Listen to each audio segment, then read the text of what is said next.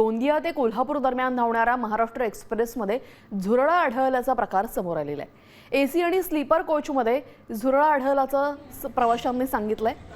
त्यामुळे महागडे तिकीट काढून आरामदायी आणि स्वच्छ प्रवासाची अपेक्षा करणाऱ्या प्रवाशांना जर झुरळांचा त्रास होत असेल तर रेल्वे प्रशासन नेमकं काय करतंय असा सवाल उपस्थित होतोय।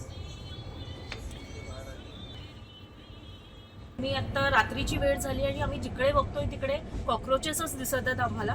त्यामुळे रेल्वे प्रशासनाने सुरक्षा व्यवस्था म्हणा किंवा स्वास्थ्य व्यवस्था प्रवाशांची कुठपर्यंत घेऊन गेले आहेत ते आणि काय पद्धतीची सेवा आम्हाला देतात, कारण आम्ही आता एसी कोचमध्ये आहोत आणि एसी कोचची जर ही अवस्था असेल तर कदाचित आम्ही जनरलमध्येच गेलो असतो। कदाचित हा प्रश्न मोठा आहे।